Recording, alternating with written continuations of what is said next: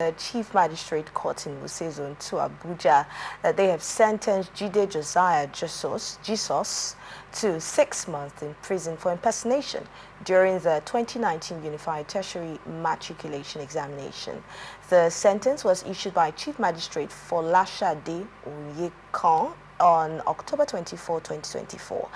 Now, Jisos was caught by officials from the Joint Admissions and Matriculation Board while monitoring the UTME at Briggs Academy, Abuja. Now, he had posed as a representative of a non-governmental organization, but later admitted that his real intent was to assist his daughter with the exam.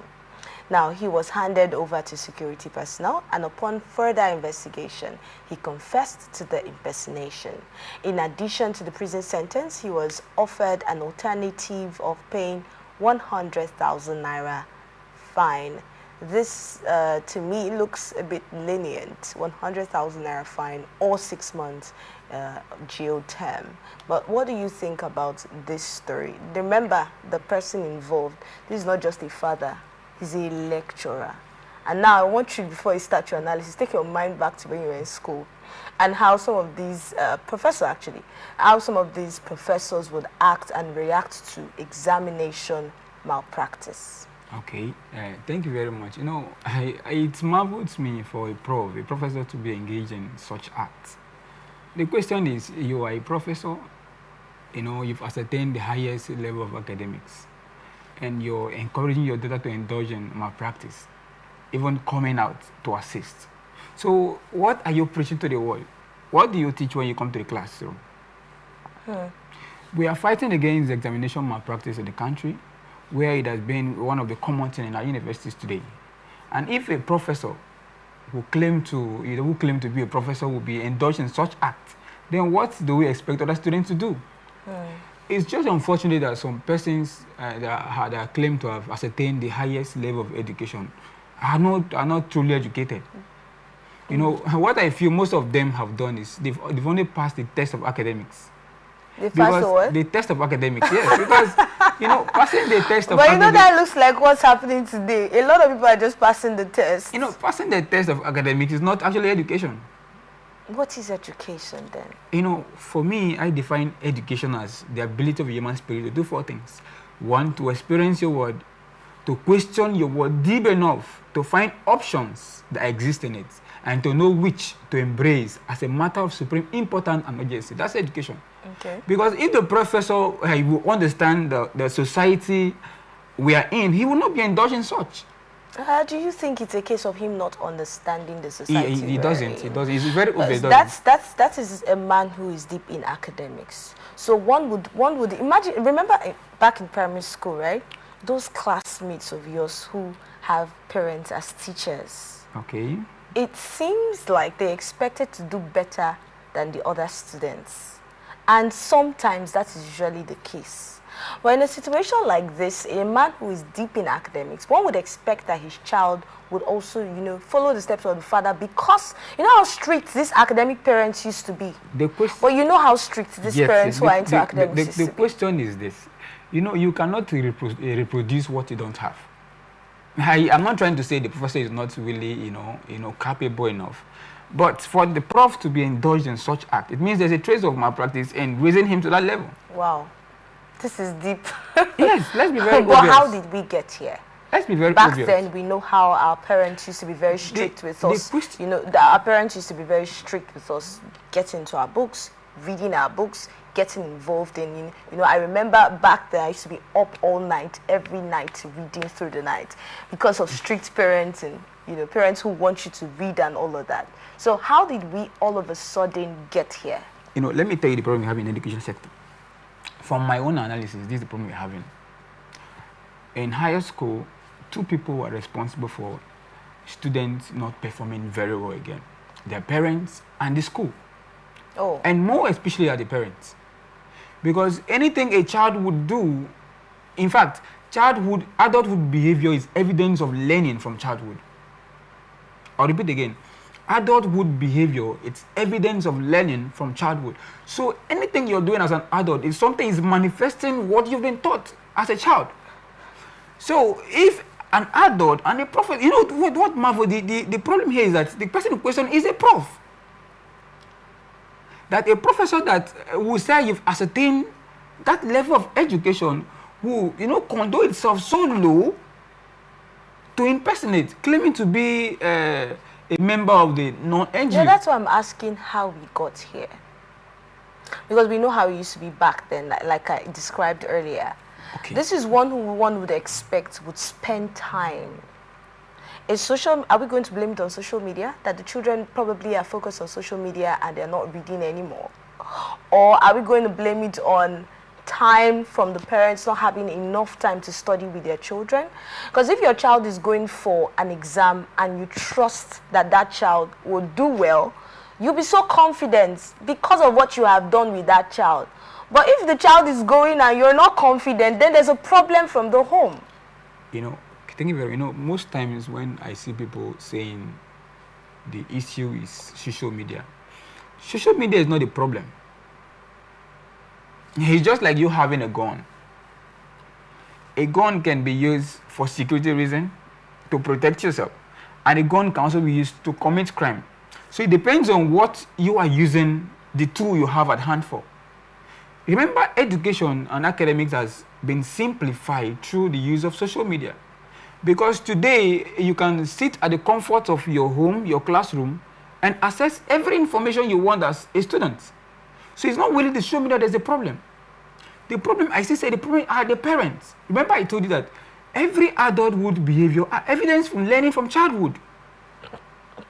Let's take it back to some of the people. Okay. What happened? Let me come back to secondary school now. Continue. Are you aware that in secondary school today, some parents, some mothers will rather withdraw their child for failing in a class than cautioning that child for reason why he or she failed? Even in primary schools. I've seen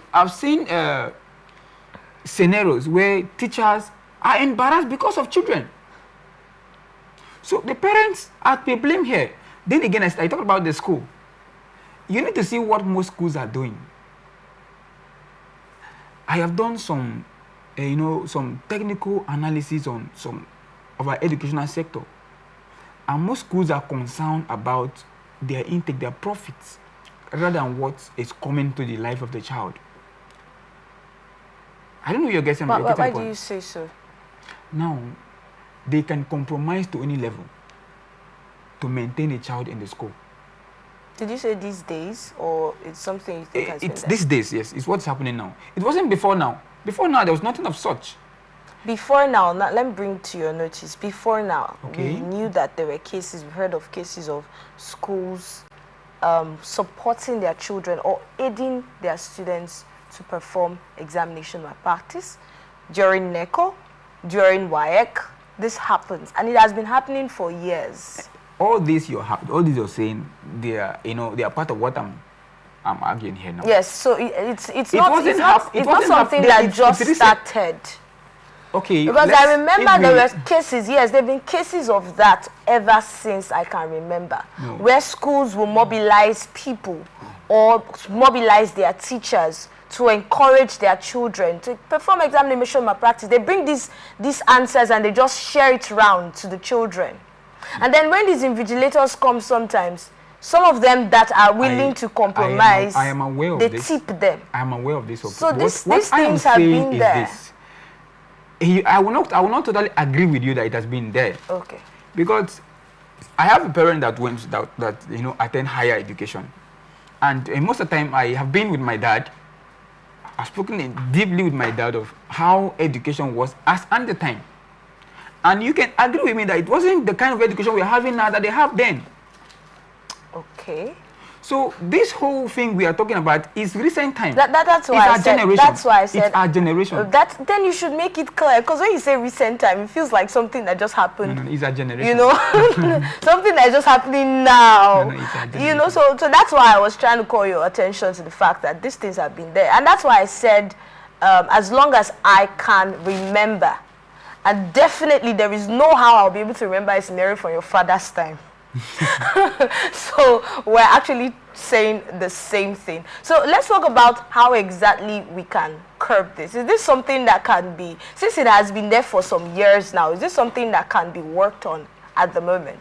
Is this something we can come out of? Is there a solution to this? Is there something, is there an approach that is needed? Yes, there is. Okay. Remember, I make mention of two factors there, the parental factor and the educational institute. All right, I will start from the parental factor. Our parent has to accept responsibility of their children. You know, most parents feel sending a child to school is enough. The teacher has all the responsibility to make that child who that child wants to be. True. Now, but it's not true. The question is, every day a child spends more time with his or her parents than the teacher. So what happens when the child returns from school? Most parents are so busy that they don't even have time to question what was taught, what did you learn today in school? And, you know, try to inquire from the teacher, how is my child relating to his or her academics? I once had a guest who told me, when I mentioned this to him, he asked me, what is he paying the school fees for? I know what they are more concerned about is the result. They're not concerned about how this result is gotten. I'm telling you that I've had scenarios where a parent will come to school and challenge a teacher for the child failing. Why would my child fail? I don't understand. Why will you go and challenge the teacher? Depends on the reason. You know, depends on the reason the child failed. This child is not doing well, and this teacher is doing everything possible for this child to. And the question is, you as a parent, what are you doing? Most things a child should learn from the parent. In fact, if as a parent you pose more attention to your child academics, he will know that you want him or her to be good, and he or she will try as much as possible to also balance up. But when you neglect that child and feel he or she is learning everything she needs to learn from school, then she'll be relaxed. All right, how much attention would you say parents are paying to the growth and the success of their children academically?